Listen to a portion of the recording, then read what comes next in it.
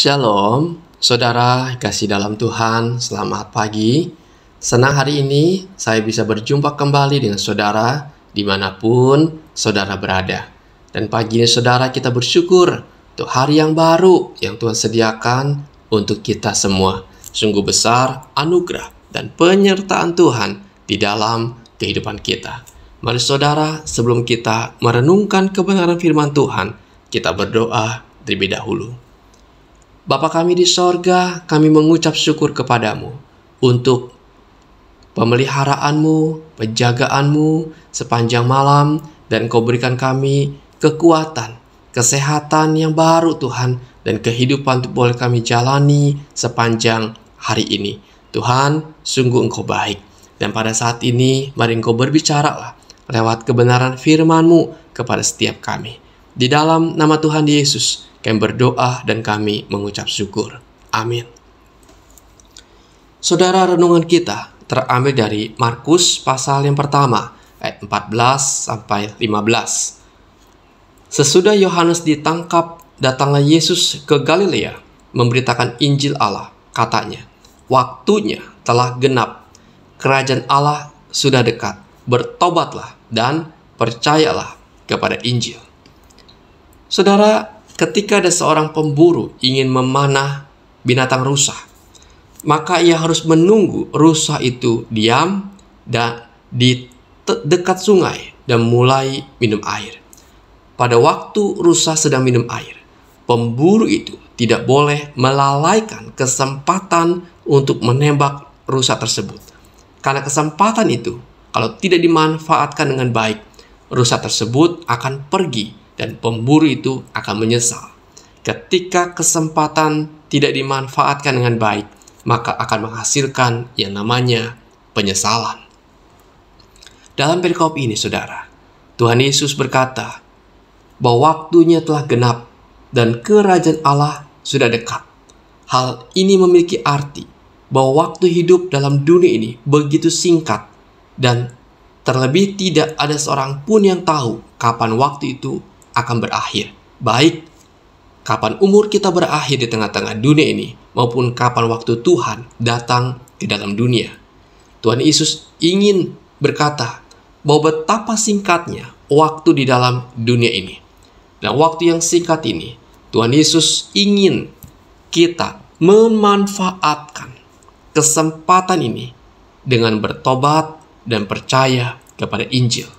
Maksud bertobat di sini ialah adanya perubahan hidup yang semula jauh dari Tuhan dan kini hidup dekat dengan Tuhan dan firman-Nya.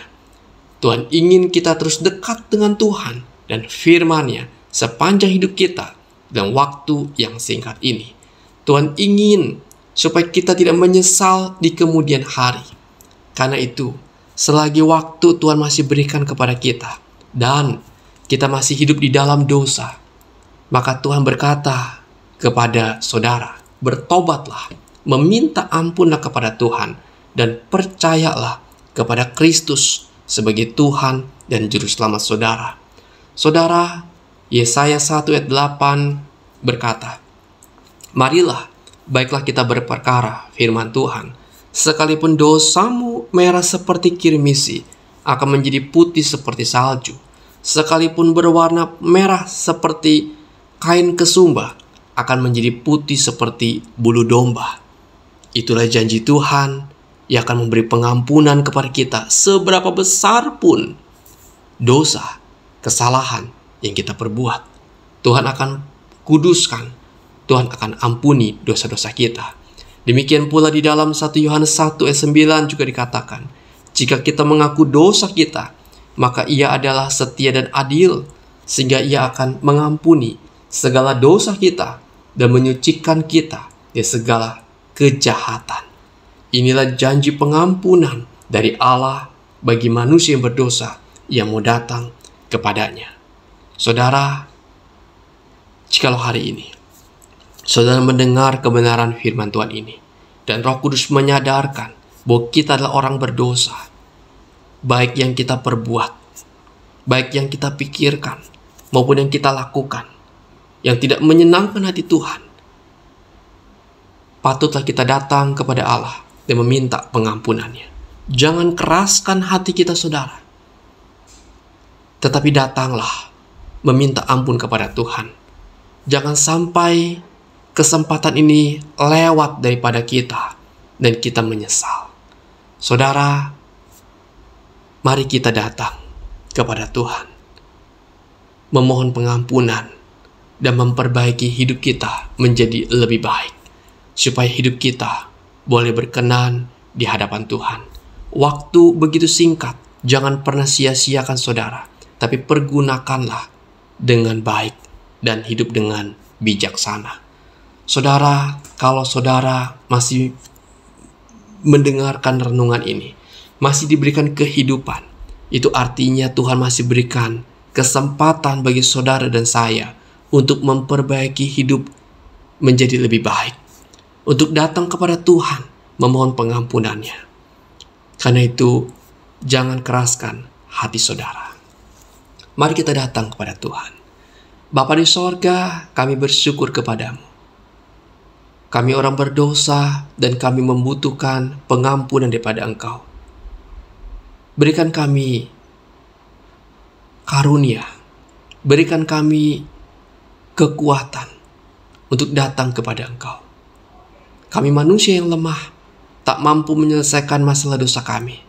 Dan jangan sampai kami menyesal, karena kami hidup hanya untuk keinginan daging kami. Terima kasih Tuhan, Engkau sudah mengingatkan kami.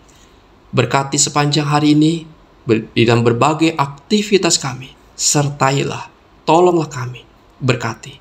Yang sakit, Tuhan, Engkau jamah dan Engkau sembuhkan. Baik mereka sedang sakit jantung ya Tuhan, di mana dia terasa begitu cepat capek ya Tuhan, Engkau juga boleh memulihkan keadaannya. Bagi mereka yang sakit saraf kejepit, Tuhan juga yang menjamah dengan kuat kuasa-Mu. Tuhan yang boleh memulihkan melalui berbagai upaya pengobatan sedang dilakukan. Tuhan, bagi mereka yang sedang bergumul dengan masalah keuangan, Tuhan juga tolong dan buka jalan. Tuhan yang mencukupkan segala kebutuhan yang ada. Tuhan yang membuka jalan sehingga apa yang mereka butuhkan, Tuhan yang boleh sediakan. Tuhan tolong, kepada Engkau saja kami berseru dan meminta pertolongan.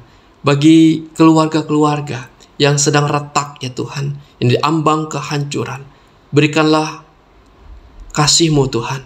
Berikanlah keharmonisan, berikanlah pemulihan daripada Engkau. Persatukan mereka. Tuhan, berkatilah.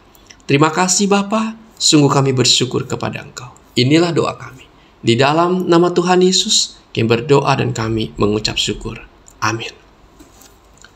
Puji Tuhan saudara, kita telah mendengarkan renungan firman Tuhan pagi hari ini.